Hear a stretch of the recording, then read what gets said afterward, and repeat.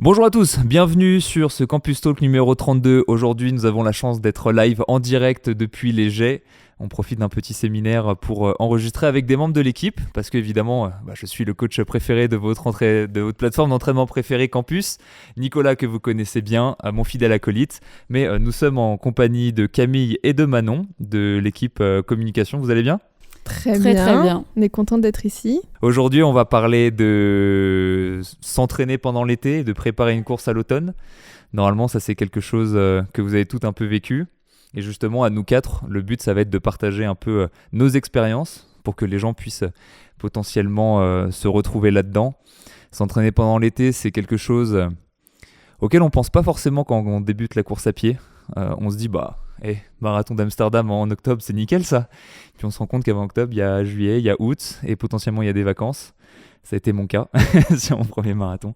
Donc ça va être un petit peu le contexte d'aujourd'hui. Ça tombe bien, Manon, parce qu'une course à l'automne, on en a une avec Campus et on va profiter un petit peu là, on va prendre quelques petites minutes pour en parler. Oui, alors je ne sais pas si vous avez pu le voir, mais on est fournisseur officiel d'entraînement de la Run Lyon 2023.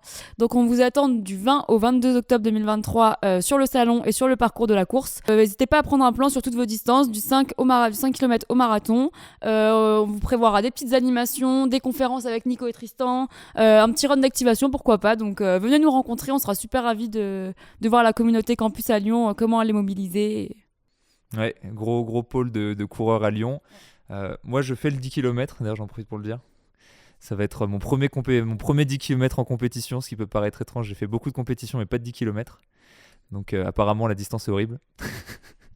On va voir ce que ça vaut. Tu cours avec moi, Nico ?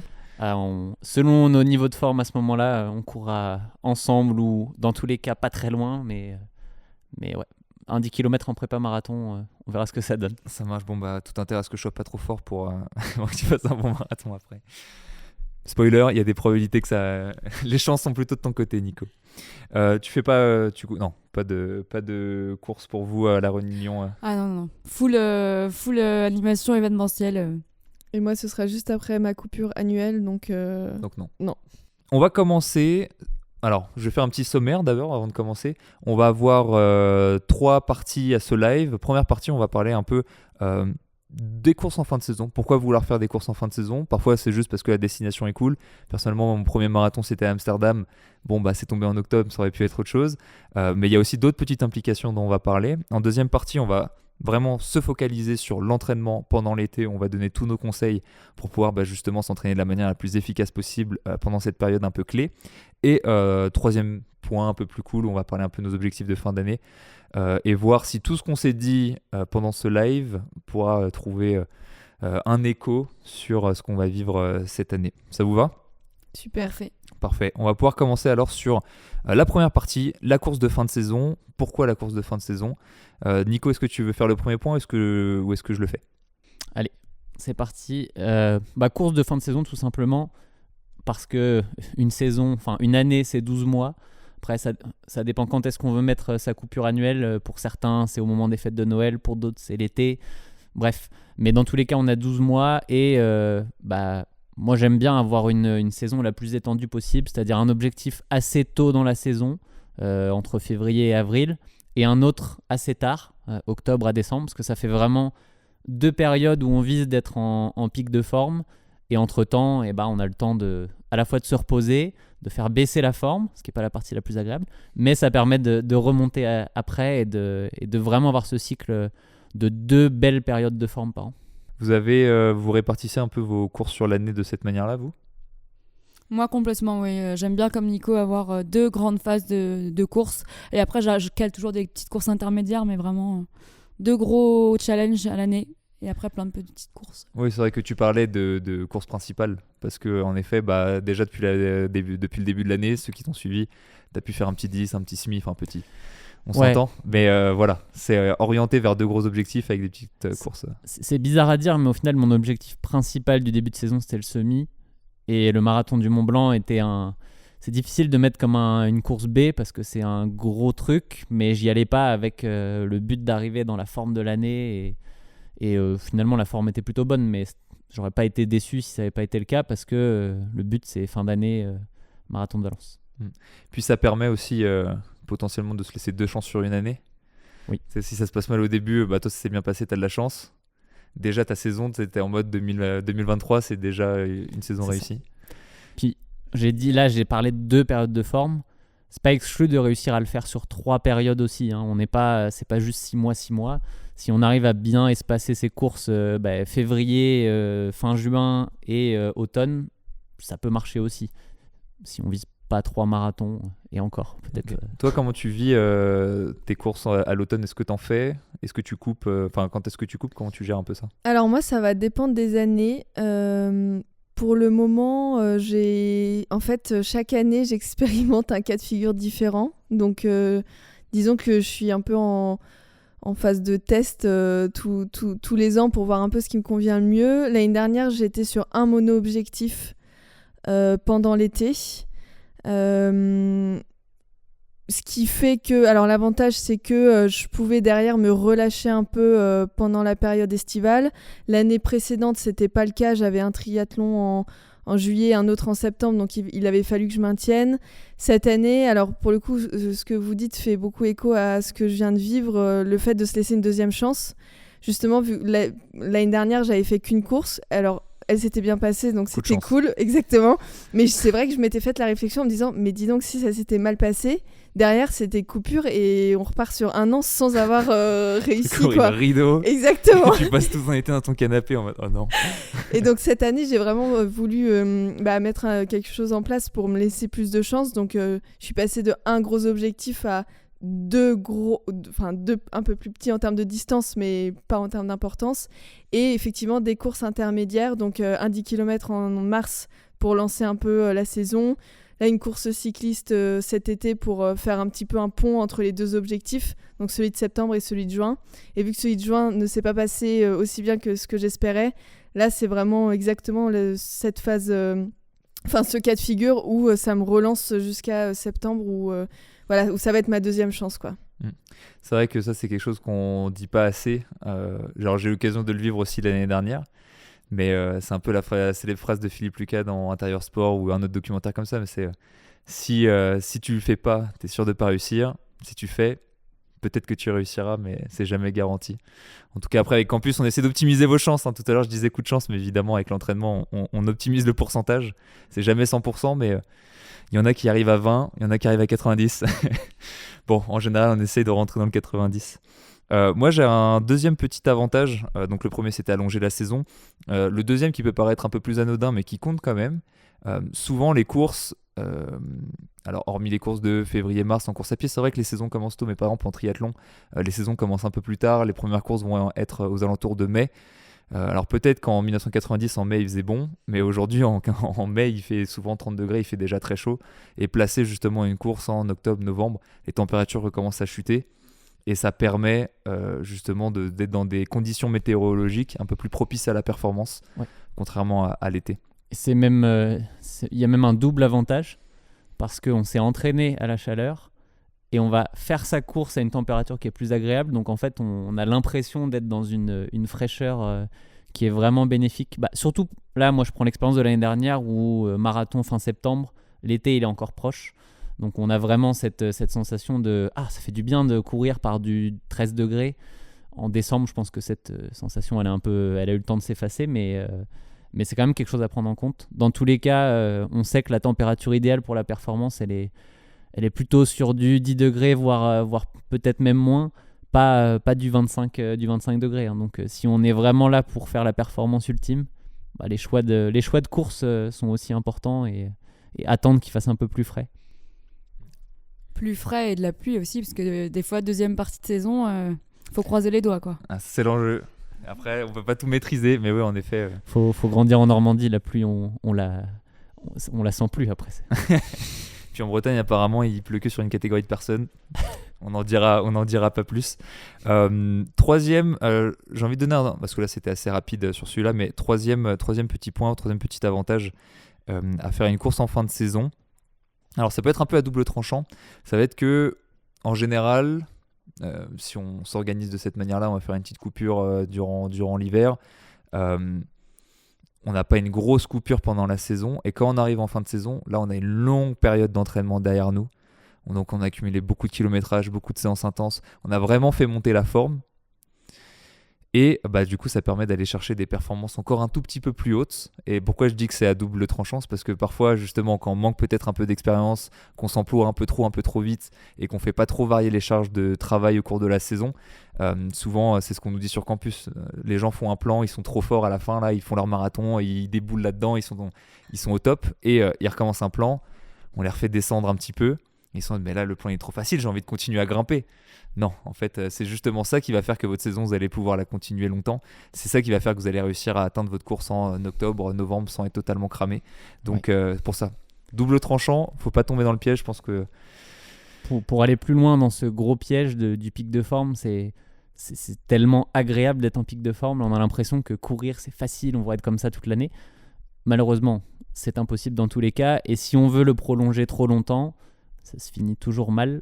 Il y a soit une blessure, c'est souvent le cas, soit à un moment où on a un trou où ça marche plus du tout et ça devient très désagréable. Donc anticiper ça en prenant la pause avant, c'est pas facile, mais c'est important. L'avantage du marathon, c'est que la pause s'impose parce que le corps la demande. Sur des distances plus courtes, on peut se dire j'ai fait un semi, ça marche, allez, j'en refais un dans 2 semaines, et puis ça peut marcher, hein. C'est une technique. C'est pour ça que c'est du double tranchant. C'est des fois on peut tenter, on peut repousser la limite, mais quand on la dépasse, souvent la perte est plus grande que ce qu'on aurait pu gagner en étant prévoyant. Ouais, moi je pense que c'est un peu ce qui m'a perdu l'année dernière, à pas vouloir trop relâcher. Du coup, tu tires, tu te sens très fort, et puis tu te sens très fort mais fatigué petit à petit, et après, ça participe à augmenter tes chances de rater la course. Est-ce que vous avez vécu un peu des saisons longues qui se sont mal passées ou pas encore ? Vous avez eu cette chance ? Alors, ce sera peut-être cette année, on ne sait pas. Non, je plaisante. Non, par contre, moi, ce que j'ai expérimenté, c'est l'année dernière une baisse de forme après l'objectif, mais assez importante, voire troublante. Alors, c'était peut-être lié au fait que j'avais eu le Covid pendant mon objectif. J'ai pas eu de chance sur ce coup-là, mais en fait, alors même si j'ai eu l'impression de récupérer à peu près normalement, donc sous quelques jours du Covid et de l'Ironman en même temps, en fait, je pense que les traces que ça a laissées de la fatigue accumulée de ces deux choses en même temps je les ai totalement sous-estimées, et j'ai eu des traces en fait de vraiment cette alors méforme, je suis pas sûre que le mot existe, mais cette forme catastrophique, si on peut se dire les choses comme ça, où vraiment, pour vous donner des chiffres, mon endurance fondamentale avait perdu 1 minute en course à pied. C'était vraiment des trucs assez colossaux, et en fait ça a laissé des traces jusqu'au mois d'octobre-novembre suivant. Donc il y a eu 4 mois vraiment où la forme était très très basse. Donc j'ai expérimenté en fait, typiquement j'aurais pas du tout été capable de me relancer dans un autre objectif, même si psychologiquement j'aurais pu en avoir envie. En fait vraiment là, le corps il avait totalement besoin de... Le marathon de Valence en décembre, là, il serait pas passé. Non, il serait pas passé, clairement. Non, en novembre j'avais le niveau que j'avais, je sais pas, il y a 2 ans auparavant, donc c'était pas possible.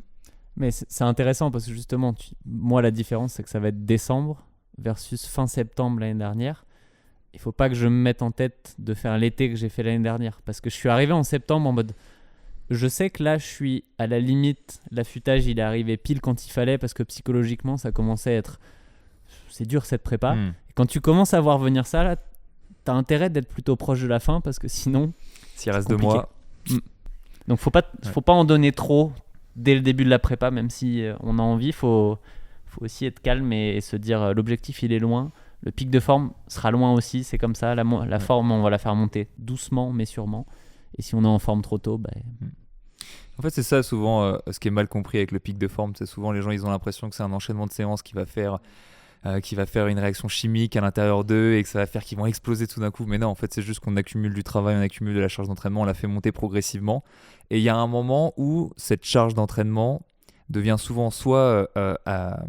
devient souvent un tout petit peu au-dessus de ce qu'on peut maintenir sur le long terme, et c'est souvent là où en fait du coup on va chercher cette performance maximale, justement parce qu'on va passer un petit peu au-dessus. On sait que ça on peut le tenir 1 mois, peut-être 1 mois et demi, pas plus. On accumule, on fait la course. Si cette période-là est trop longue, en fait c'est ça qu'on appelle être prêt trop tôt. C'est pas que la réaction chimique et l'explosion, elle a eu une semaine avant. Non, c'est pas vraiment ça. Est-ce que, alors on a dit allonger la saison, on a dit, on a parlé des conditions météorologiques, on a parlé justement du double tranchant, de pouvoir avoir une saison plus longue, donc d'accumuler de la forme. Est-ce que vous voyez d'autres avantages ? Moi, j'en ai pas noté. Est-ce que vous voyez autre chose ou on passe à la deuxième partie ? Moi, comme ça, j'en vois pas. Mais... Moi, le seul avantage que je vois, c'est que à la sortie de l'été, si on a pris quelques semaines de vacances, on a pu bien se reposer mentalement et avoir un peu d'énergie pour la course qui arriverait assez tôt, donc en septembre, peut-être début octobre. Voilà, on sort pas de 4 mois de travail éreintant sans vacances. Là, cette petite coupure, au moins du point de vue professionnel, je pense qu'elle peut avoir un impact positif. Ouais, ça tombe très bien, tu me fais une liaison en or, Camille, puisque on va passer à la deuxième partie qui est justement comment faire pour s'entraîner l'été, comment faire pour s'entraîner pendant cette période de vacances, qu'est-ce qu'on peut optimiser, qu'est-ce qu'on veut optimiser ou non, parce qu'on ne veut pas tous le faire. Nico, est-ce que tu peux nous donner un petit peu ton premier conseil vis-à-vis de ça ? Quelle est l'une des premières choses que tu ferais pour adapter potentiellement l'entraînement ? C'est même pas là-dessus en fait que j'ai envie de partir, c'est de rappeler quelque chose sur lequel on insiste à peu près à chaque Campus Talk, à chaque vidéo. C'est un peu le message de fond qu'on laisse passer, c'est l'aspect régularité qui est plus compliqué à aller chercher l'été parce que plein de choses. Il y a plein de distractions qu'on peut avoir l'été, on a tout un tas d'activités qu'on peut aller faire de sortie parce qu'il fait beau, c'est agréable. Et en plus l'entraînement est plus compliqué sur des aspects chaleur notamment, donc c'est facile de perdre sa régularité l'été. Il faut garder en tête que ça reste l'enjeu principal de l'entraînement et essayer de, si on a un vrai objectif à l'automne et qu'on veut absolument y être, il faut garder la même implication, la même régularité qu'on peut avoir l'hiver et faire des choix à certains moments pour être sûr de pouvoir être à 100% sur ces entraînements. Ça, c'est vrai que c'est quelque chose qu'on répète souvent dans les campus talk, que la régularité, c'est le projet numéro 1 du coureur. Est-ce que vous, dans votre passé sportif, il y a eu des moments où vous avez manqué d'assiduité et vous avez vu des impacts réels sur vos performances ? Parce que nous, on le dit dans la vraie vie. Est-ce que vous l'avez vécu ? Moi, je l'ai vécu, oui. J'ai fait une petite coupure pendant la Covid. Et la reprise, c'est vraiment pas facile, mentalement surtout. Il faut être préparé, il faut vraiment, c'est pour ça la régularité, soyez 1 à 2 séances, 3 séances si vous pouvez. Mais surtout, n'arrêtez pas parce que la reprise, vous allez vraiment le payer mentalement et physiquement. Toi, t'es trop forte, juste tout le temps assidu, pas de pause. J'essaye, ouais, ou alors de faire durer les pauses le moins de temps possible, juste le temps de récupérer. L'année dernière, après mon gros objectif de l'année, j'ai pris 10 jours off et j'ai repris par du vélo et la course à pied assez rapidement. Mais voilà, j'essaye de pas trop m'attarder. Mais c'est aussi parce que j'aime ça, donc j'ai envie de reprendre. Ouais, c'est ça. C'est plus toi, ça va être alterné entre plaisir, sans plan. C'est ça, plan ouais, strict. c'est ça. Ça découle le premier conseil que moi je pourrais donner. S'entraîner pendant l'été, surtout si donc vous avez une course à l'automne, ça va être de maintenir le plus possible vos entraînements. On va vous dire après comment. Mais ça, c'est vraiment la chose la plus importante. Je sais qu'il va y avoir des obstacles, ça va être difficile. Mais le but, c'est de dire, si à travers les vacances, on a fait peut-être 70%, c'est bien. Si on a fait 80%, c'est mieux. Et si on n'a rien touché, là, c'est le Graal qu'on essaie de tous toucher. Et là, je sais que ça va pas, que c'est pas facile, quoi. Donc, d'abord, essayez de tout faire. Si c'est pas possible, mettre de la fréquence. Par exemple, imaginez vous vous entraînez 5 fois par semaine, même si vous pouvez pas faire toutes vos longueurs, si vous pouvez pas courir vos sorties longues aussi longtemps que ce que vous aimeriez, si vous pouvez pas faire tous vos fractionnés, au moins essayer de conserver la fréquence. Une fois que ça c'est fait, on peut du coup diminuer un petit peu le volume. Et si on peut pas conserver cette fréquence, on peut essayer de compenser un peu dans le volume, mais c'est souvent quelque chose qu'on voit, je pense, Nico, c'est des gens qui s'entraînent 5 fois dans la semaine, ils peuvent s'entraîner que 3 fois et vont essayer de faire le même volume en 3 séances. Ouais. Soit ça, soit avec les vacances, les semaines de vacances, de dire est-ce que je peux prendre une semaine de pause et c'est quoi l'impact ? Vaut mieux réussir à aller caler quand même 3 footings pour maintenir. Si tu peux pas faire la semaine parfaite, c'est pas grave. Enfin, c'est pas grave, c'est mieux de la faire, mais vaut mieux aller courir 3 fois, même 25-30 minutes, histoire de garder le corps habitué que de couper toute la semaine. Et comme tu le disais, dans tous les cas, le plus c'est le mieux, mais ça reste, comme on le dit pour la vraie vie, on reste des amateurs et des fois, il faut aussi jongler avec... si on part en vacances et qu'on dit à la famille, non, moi, la priorité, c'est l'entraînement, vous m'oubliez pour l'apéro, vous m'oubliez pour ça. Bon, ça peut créer des petites tensions aussi, donc faut manager les attentes. Ouais, bien être clair vis-à-vis de ses priorités. Est-ce que tu dirais qu'en été, imagine, j'ai l'habitude de courir 5 fois, je peux que dégager 3 séances, on va dire. Est-ce que si la personne peut nager, par exemple, ou aller se faire un petit volleyball ou quoi que ce soit, mais qui se dit, je vais pousser un peu le truc, est-ce que ça remplace, est-ce que ça limite la casse? Qu'est-ce que tu en penses de ça? Ça, c'est bon pour le psychologique, qui est important aussi. Recharger les batteries psychologiques sur une semaine de vacances, faut pas s'en priver, mais ça remplacera jamais l'entraînement en tant que tel. On peut c'est bien d'être actif dans tous les cas là, plutôt que de rien faire, mais en termes d'entraînement, même si on va sur du plus spécifique, hein, on en a déjà parlé, mais vélo, natation, c'est bien. Randonnée, c'est pareil. Ça remplacera pas la séance de course à pied qu'on n'aura pas faite. Ouais, on va dire que c'est en second temps. On l'a dit, d'abord fréquence, ensuite volume. Petite méthode de compensation. Oui, je vais nager. C'est peut-être un peu moins relou de dire all out jusqu'à la bouée. Peut-être pas la bonne stratégie, mais en tout cas, ça permet de limiter la casse. Du coup, deuxième petit conseil, là, on va parler un petit peu plus de planification, parce que tu l'as dit, les priorités en vacances, ça va être important pour pas se mettre à dos toute la famille.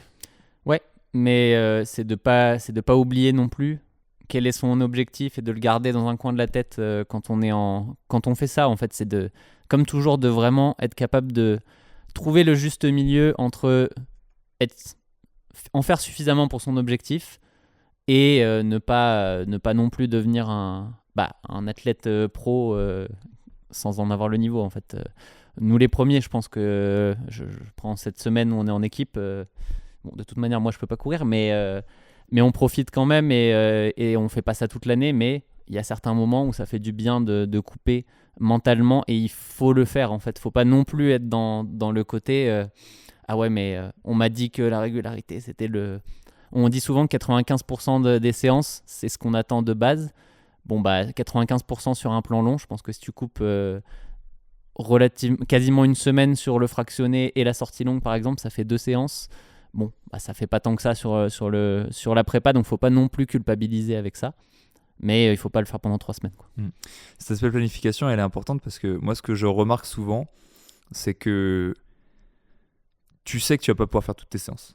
Genre, c'est écrit dans le marbre, t'as trop de trucs, t'as les restos, t'as les trucs en famille, les musées, les machins. C'est sûr et certain que tu vas pas pouvoir tout faire. Tu peux planifier en avance pour essayer d'en mettre un maximum.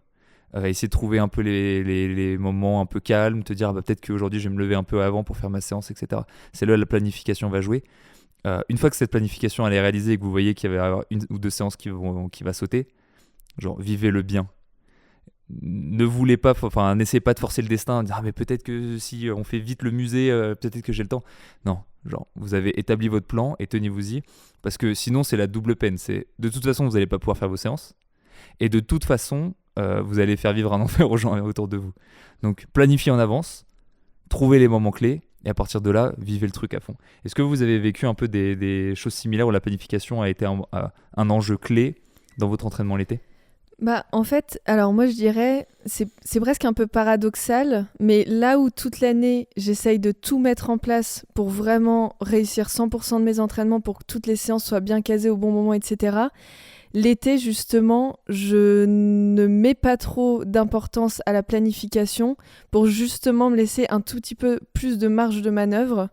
Donc c'est un peu cet aspect-là, c'est que justement l'été, je mets moins de choses en place pour essayer de tout faire rentrer, pour justement, effectivement, laisser plus de place aux sorties en famille, événements, etc. Et typiquement, moi, pour donner un exemple très concret, dans ma famille, j'ai de la chance parce que l'été, on fait beaucoup de vélo. Mais ça correspond à peu près jamais aux entraînements que qui sont les miens et que j'aurais dû faire. Au lieu de me dire mince, j'ai pas fait ma séance au seuil, j'ai fait à la place de l'EF très basse. Je me dis juste, j'ai fait du vélo, c'est cool, j'ai fait mon volume. C'est pas 100% de mon objectif de cette journée, mais c'est déjà bien. Effectivement, et juste pour ajouter, au-delà de faire vivre un enfer aux autres, on se fait vivre un enfer à nous-mêmes parce qu'on génère beaucoup de culpabilité en se disant bah mince, mon objectif il est fichu. Et voilà, et j'ai déjà expérimenté aussi que cette culpabilité, en fait, elle est totalement contre-productive et il vaut mieux se laisser un tout petit peu de souplesse sur cette période-là de l'année si jamais on arrive à être 100% régulier le reste du temps. Mais voilà, moi, c'est un peu mon point de vue, ouais. Ah, ça, c'est un bon truc. C'est si vous êtes régulier toute l'année, c'est vrai que manquer de régularité sur 1 ou 2 semaines, ça va amoindrir les effets, voire même le rendre quasiment invisible. Est-ce que tu as vécu quelque chose de similaire, toi, Manon ? Oui, alors moi j'avais pareil des séances très planifiées toute l'année et du coup l'été je me laissais vraiment un peu plus vivre parce que comme vous l'avez dit, on peut pas caler toutes ces séances, c'est impossible. Et moi mentalement au début je me mettais beaucoup de pression et c'était vraiment contre-productif. Donc vraiment je vous conseille de, voilà, comme on le dit depuis le début, ne vous mettez pas la pression, ça sert à rien. Vous allez surtout pas profiter de vos vacances, donc c'est vraiment pas le but. Moi, ce que je faisais, c'est que si je pouvais pas faire mes séances spécifiques, je faisais comme a dit Nico de l'EF. Vraiment, comme ça, mon corps, il est quand même habitué à l'effort. Il n'a pas stoppé complètement, mais l'EF, ça permet de couper. Ouais. Et petite expérience là rapide, mais dans les derniers mois, même pour préparer le marathon du Mont Blanc, j'ai pas fait beaucoup de fractionnés. Au final, j'avais pas forcément le temps, l'énergie dans la semaine. Mais j'ai maintenu le volume et évidemment, c'est moins efficace que si tu arrives à avoir tes fractionnés, mais tu arrives quand même à, si le travail en amont était solide, à maintenir pendant pas mal de temps. Et là, on parle juste de l'été, donc c'est pas non plus. On dit pas qu'on part sur 1 an à faire juste de l'EF. Donc, Ouais, en fait, ça revient sur le conseil un peu précédent où tu as vraiment cette hiérarchie fréquence en 1, volume en 2, et ensuite tout ce qui va être fractionné ou sortie longue, où ça, pour le coup, ça peut sauter. C'est marrant parce qu'en fait, vous, ce que vous avez vécu, c'est c'est quasiment l'inverse du conseil initial, où en fait, c'est vrai que comme vous avez un entraînement cadré toute l'année, du coup, la charge s'inverse. Et c'est là où vous laissez un peu plus de marge pendant les vacances. Mais vous avez, du coup, est-ce que vous ratez beaucoup d'entraînements comme ça ? Ou est-ce que, en fait, au final, vous mettez moins de pression ? Il y en a quelques-uns qui sautent, mais ça revient quasiment à 75% et ça fait le taf. Moi, j'arrive en général à me débrouiller pour garder quand même quasiment 85-90% du plan. Alors, je parle des intensités et des fréquences. Donc, en général, j'arrive bien à me débrouiller, mais c'est parce que aussi, je pars pas... Enfin, en général, mes vacances l'été, c'est en France, dans des endroits où je peux prendre mon vélo, mes baskets, je suis assez libre, je suis en famille, tout le monde est OK avec mes objectifs, tout le monde sait que c'est important pour moi. Voilà, dans un cadre un peu plus compliqué où on part en avion loin, on peut pas prendre toutes ses affaires, il y a un vrai programme en famille, je pense que c'est plus compliqué. Donc ouais, c'est c'est vrai que c'est un peu paradoxal par rapport au premier conseil et je pense qu'il faut vraiment pas du tout oublier la régularité, etc. évidemment. Mais voilà, c'est juste ajouter une petite couche de liberté qu'on s'autorise pas forcément toute l'année. Ouais, en fait, on pourrait même décliner les différents types de vacances. C'est en mode, plus vos vacances, elles sont chargées et plus vous avez de choses de planifier. Parce qu'en fait, c'est vrai qu'on a tous des types de vacances un peu différentes. Plus vous êtes dans cette situation-là, plus il va falloir jouer le jeu de la planif. Et plus c'est en mode 2 semaines à la plage, tranquille, en famille, où en gros, c'est ceux qui veulent aller à la plage de 10h à midi, ils y vont, etc. Plus il y aura d'enjeux à justement jouer cette carte de la liberté. Exactement. Ok, ça c'est trop cool à trouver un peu cette différence. Je pense qu'on pourrait redonner une petite astuce que tu donnes souvent aussi de ton côté, mais qui marche bien l'été. C'est de planifier sa semaine plutôt tôt dans la semaine. Ouais. D'essayer d'avoir genre c'est fractionné mardi, jeudi. Et la sortie longue le dimanche. Mais comme ça, admettons que le mardi je peux pas ou le jeudi je peux pas, tu peux décaler ta séance d'un jour et ça n'a pas d'impact. Donc ça te laisse un joker au final qui va permettre de régler pas mal de situations. Parce que tu dis, j'ai un truc à faire le mardi. J'y vais, c'est pas grave. Ça va marcher quand même. Ben moi, contrairement à Camille, j'étais vraiment à 60%. Enfin, vraiment, le taux de séance que je pouvais faire, il passait à 60%. Et il y a même une fois en vacances où je me suis dit, je fais ma coupure annuelle. Comme on en parle souvent, des fois sur campus, il faut prendre 1 à 2 semaines en fonction de votre état de forme et de votre état mental aussi. Des séances de coupure, une ou 2 semaines de coupure pour vraiment repartir de plus belle et avec l'envie, la motivation de repartir sur un nouvel objectif. Et du coup, j'ai calé ma semaine de coupure à ce moment-là. Ouais, ça fonctionne bien justement en fonction de quand est-ce qu'est la course, et ça va rebondir un petit peu sur le 3e point de l'entraînement l'été, qui va être que en fait entraînement à l'automne, enfin course à l'automne, il y a quand même une grande palette de dates. Si c'est le 12 septembre et que vos vacances c'est en août, calez pas votre coupure maintenant. Par contre, si c'est, il y a des courses en décembre. Il me semble que par exemple la corrida de Houille, etc. Même des trails.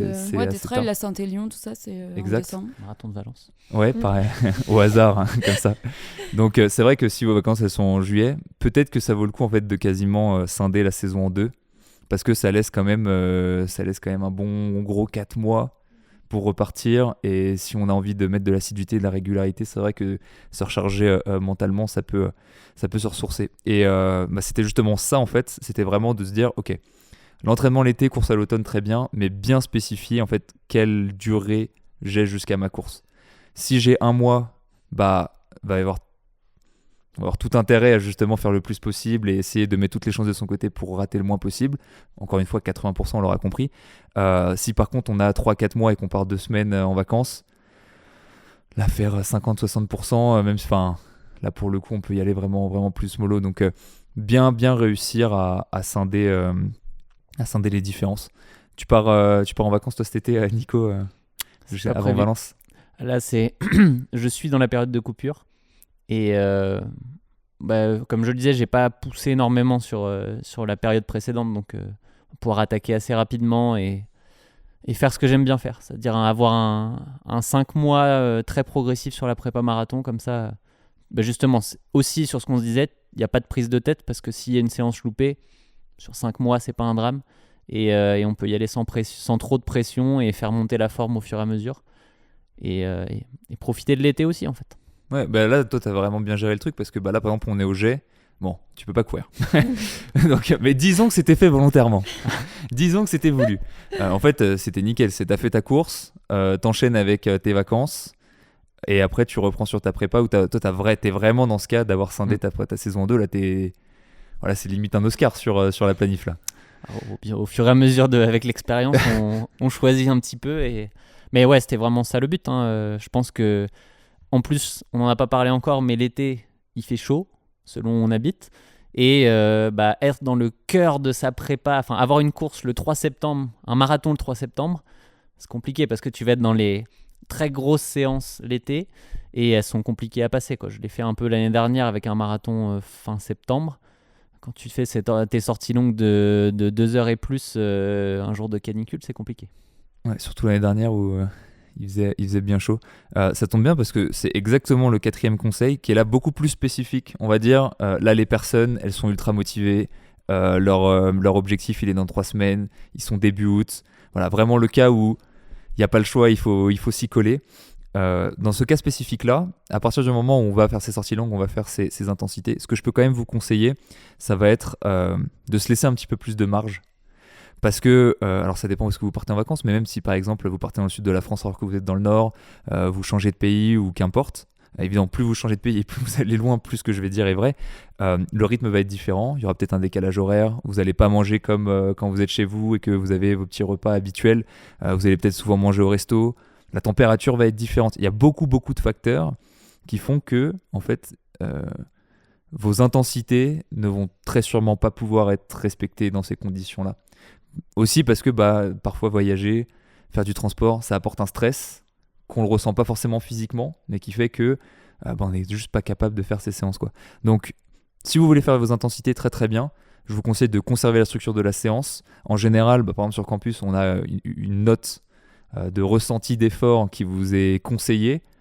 Alignez-vous sur ce ressenti. En général, ça fait quand même quelques séances que vous vous enquillez.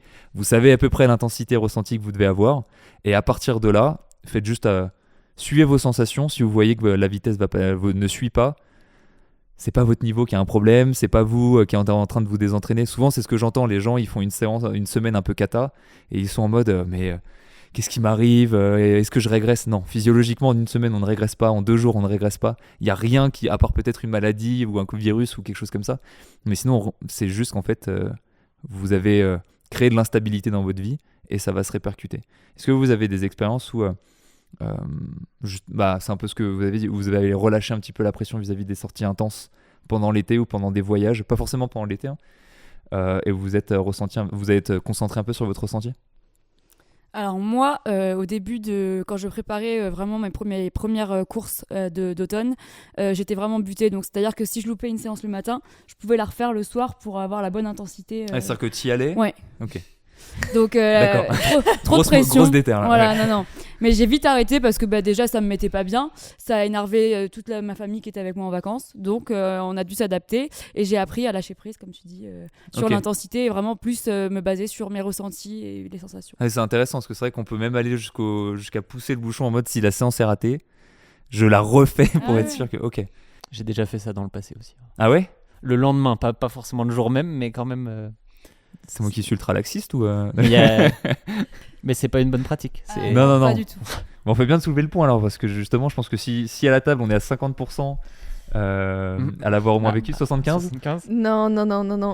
Non, parce que moi, je suis butée, mais dans l'autre sens, c'est-à-dire que je me débrouille pour que la séance soit réussie quasiment, mais peu importe les ressources que ça me demande. Et c'est une grosse erreur, parce que parfois, j'ai des séances à faire ressenties, on va dire, allez, 4. Je vais avoir un ressenti, c'est même pas 5, c'est 6. Mais dans ma tête, la séance, C'est la elle sera course. faite. Et bon, c'est quelque chose surtout que je faisais au début. Après, avec l'expérience, on se rend compte que finalement, la fatigue que ça génère, derrière, ça flingue un peu toute la semaine, si je puis me permettre. Et du coup, donc, effectivement, on essaye de relâcher un petit peu, mais je trouve que c'est difficile. En fait, on donne beaucoup de conseils, etc. Mais moi qui essaye d'être très assidue, très rigoureuse dans mon entraînement, même en acceptant un climat plus difficile, un contexte de fatigue, etc., j'avoue que j'ai un peu de mal à lâcher prise sur les allures et à me dire, bon, si c'est 5 secondes en dessous, c'est pas grave, mais si je suis 20, 30 secondes en dessous de l'allure, là, ça va me travailler, en toute honnêteté. Même Ok. si j'ai un contexte de fatigue, etc., je vais me dire, voilà, c'est vivement la prochaine que je me rattrape, quoi. Ok. C'est assez drôle parce que je regardais prépa marathon de l'année dernière et je voyais une séance de seuil où je fais 3,38, c'est pas aussi rapide que d'habitude. Je vois la température, l'humidité qui était genre là, mais mon commentaire c'était séance de merde. Donc si je le lis juste comme ça l'année suivante, je dis ok, c'était nul. Mais ouais, il faut aussi se déculpabiliser là-dessus, c'est que ça a un gros impact, un énorme impact en fait si on a des conditions compliquées. Et on le dit souvent, que ce soit pour le jour de la course ou pour l'entraînement, il faut adapter ses allures parce que de toute manière, sinon on va travailler au-delà de ce qu'on a prévu. Donc le ressenti est vraiment quelque chose qu'il faut prendre en compte au début de la séance. Et si c'est 3, faut pas être dans le rouge absolu, c'est clair. Ouais, parce qu'après, sinon, c'est les séances d'après qui vont. Exactement. Quand tu descends, quand tu descends du vélo, parce que tu fais du triathlon, ou quand tu enlèves les baskets et que tu es en mode je suis capoute pendant 4 jours, ça va être dommage. Donc ça permet de rappeler qu'en effet, ne jamais se fier à une séance isolée. Ce qu'il faut observer, c'est toujours des moyennes et des tendances sur le moyen terme, voire même le long terme. C'est vraiment ça qui nous drive et non pas la séance au jour le jour. C'est justement si on se dit que ça va pas sur toutes les séances pendant plusieurs semaines où là en effet il faut commencer à chercher le pourquoi du comment. Nico, tu as un dernier point pour terminer sur cette partie de s'entraîner pendant l'été? En fait, c'est lié à la motivation. On en a un petit peu parlé de plusieurs manières, déculpabiliser, mais il y a aussi l'effet inverse. Faut pas non plus s'interdire je suis en vacances, j'ai envie de m'entraîner, j'ai le temps, j'ai les ressources.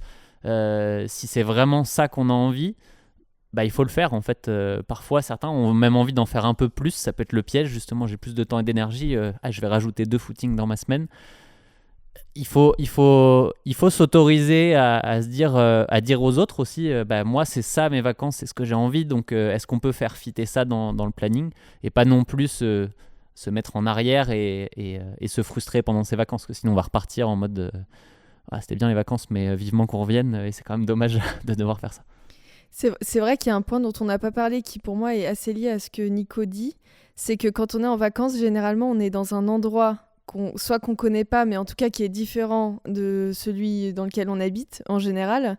Et la course à pied, c'est quand même un super moyen de se balader, de découvrir un peu l'endroit, voilà, et puis d'avoir un peu son moment pour soi dans la journée aussi, si jamais on est en famille avec les enfants, etc., et qu'on a besoin de couper mentalement. Donc je suis d'accord avec Nico, il faut aussi s'autoriser ça. Alors même si on ne se parle pas d'entraînement, de séance d'intensité, mais de voir aussi ce moment-là comme une partie des vacances, c'est une manière de se régénérer et puis de découvrir les environs d'une autre manière. Donc effectivement, c'est presque une occupation qui peut être au programme des vacances, quoi, d'aller courir pour découvrir les vignes qui sont derrière, la montagne, voilà. C'est vrai que c'est une petite tendance peut-être sociale où, en tant que sportif de manière générale, on a l'impression que c'est nous qui sommes en faute. Est-ce que ça serait pas nous qui avons raison pendant tout ce temps en fait? Donc oui, je suis 100% d'accord. Oui, pareil, 100% d'accord. Moi, ce que je faisais souvent, c'est que je faisais mes entraînements, ma famille allait en voiture à la plage et moi, j'y allais en courant. Donc ça faisait mon entraînement, voilà. Un petit conseil que je peux donner. Un bon petit conseil, parce que souvent, quand on est un peu en panne de créneau, c'est trouver les bonnes ressources. Ok, on vient de voir donc les 5 points de cette deuxième partie. Est-ce que vous voulez rajouter quelque chose qu'on n'aurait pas eu l'occasion de traiter sur comment s'entraîner pendant l'été, ou alors l'impact que peut avoir l'entraînement pendant l'été? Oui, alors moi, il y a un point que je trouve important qu'on n'a pas forcément détaillé, c'est celui de l'alimentation. Alors c'est vrai que l'été, si on part en vacances, on change forcément notre routine, y compris nos habitudes alimentaires. Et bon, au-delà de s'autoriser éventuellement plus de choses un peu grasses, les barbecues, etc. l'été, je pense qu'il y a un point, moi il y a un conseil que j'aimerais te donner sur lequel, qui mérite à mon avis de la vigilance, c'est de pas trop faire baisser la qualité de la nutrition qu'on a. En fait, alors ça veut pas du tout dire limiter les barbecues, etc. Au contraire, c'est plutôt veiller à ce que l'apport calorique qu'on a et la qualité des aliments qu'on a à ce moment-là de l'année nous permettent en fait de continuer notre entraînement comme toute l'année. Je pense que quand on est chez nous, on a les glucides, c'est assez facile d'avoir les glucides qu'il nous faut, etc. L'été, la chipolata mayonnaise, elle ne va peut-être pas nous permettre de faire notre séance à la fin de la journée. Donc moi, c'est juste un conseil que je voudrais donner, c'est de veiller à garder en fait un peu les proportions qu'on a toute l'année et ne pas trop exclure les aliments qui nous donnent beaucoup d'énergie au profit de ceux qui nous en donnent moins pour être capable en fait de faire nos séances comme le reste de l'année, quoi. Ça, c'est un point de vigilance, je pense, qui... T'échanges l'énergie contre le plaisir du barbecue. Mais ce qu'on pourrait aussi prendre, c'est le contre-pied en disant si vous n'avez pas l'occasion ou que vous ne voulez pas, ce qui s'entend très bien, faire attention à votre alimentation comme le reste de l'année, rebondir un peu sur le point qu'on a dit tout à l'heure sur les intensités, genre juste avoir conscience de ce qu'on mange. Et soyez pas dur envers vous-même si ça fait 3 jours que vous faites des barbecues et que le fractionné il passe pas comme vous voulez, quoi. C'est si vous voulez performer, faites attention à ça parce que tu l'as dit, c'est un truc qu'on peut vite se laisser emballer et souvent à raison. Mais si vous voulez pas y faire attention, à ce moment-là, faites attention à comment vous allez gérer votre entraînement et comment vous allez l'appréhender. Soyez pas trop dur avec vous-même. Tu me parlais aussi tout à l'heure avant qu'on lance le live du fait que en été, même si on fait attention à ce qu'on mange, potentiellement, on peut juste ne pas manger assez. Ouais, exactement. En fait, je pense que là-dessus, on peut être un peu trompé par les sensations qu'on a, ou avec la chaleur et éventuellement peut-être la baisse de l'activité physique en général, on a moins faim. Et donc on se dirige plus vers les trucs trop bons de l'été, les fruits gorgés d'eau. Pastèque et compagnie. Voilà, pastèque, melon, quand il fait bien chaud, c'est hyper agréable. Sauf que je pense qu'on peut facilement se faire avoir aussi par le fait que c'est un peu de sucre, mais c'est surtout beaucoup d'eau. Donc ça hydrate, mais ça donne pas l'énergie dont on a vraiment besoin pour courir. Et en fait, le conseil que je veux donner, c'est pas du tout de faire attention à son alimentation l'été et être hyper strict. Au contraire, c'est juste de sans exclure du tout les trucs vraiment plaisir de l'été, juste de conserver une alimentation qui nous donne vraiment de l'énergie, en fait. C'est vraiment ça le point qui pour moi est important. Surtout à l'approche des séances de fractionné, de la sortie longue. Le petit footing, si on n'est pas plein en termes de réserve d'énergie, ça peut passer. Mais ça me permet de rebondir. Du coup, les fruits, j'allais amener le côté hydratation aussi, qui est important parce que d'une, il fait plus chaud, on y pense moins et l'hydratation étant de l'eau ou des boissons qui ne sont pas alcoolisées. Sinon, ça a plutôt l'effet inverse. Donc, et je pensais aussi au fait qu'on s'entraîne souvent le matin l'été parce qu'il fait chaud. Et si on combine alimentation peut-être un peu plus acidifiante, hydratation un petit peu plus faible, bon, les petites tendinites ou les petites douleurs, là, il y a de grandes chances qu'elles arrivent plus Qui facilement. repointe le petit bout de leur nez. Et bon, il y a tous les aspects dont on parle souvent, routine de mobilité et tout ça. Enfin bref, il faut faire attention à tout ça sans être extrême, comme le disait Camille, mais il faut quand même être vigilant parce que sinon, après, on va se dire je comprends pas, je me suis blessé et c'est trop tard. Ouais. Souvent, plus on maîtrise, plus on est libre. Plus on fait les choses de manière aléatoire, plus on est cadenassé à nos habitudes non contrôlées. Bah, tu parlais d'hydratation, Nico, mais moi, par exemple, l'hiver, je prenais jamais de bouteille d'eau, de flasque ou quoi. L'été, j'en prends toujours une petite, parce qu'après, on peut aller les remplir aux fontaines ou autre. Mais toujours avoir un peu d'hydratation sur soi, parce que je sais que moi, la journée, je bois pas assez. Et une séance, tu commences une séance, t'as pas assez bu. Franchement, c'est vraiment pas simple. Ouais, c'est vrai que comme c'est pas des habitudes qu'on peut avoir toute l'année, marquer ça. C'est vrai que l'année dernière, moi, typiquement, pendant l'été bien chaud là.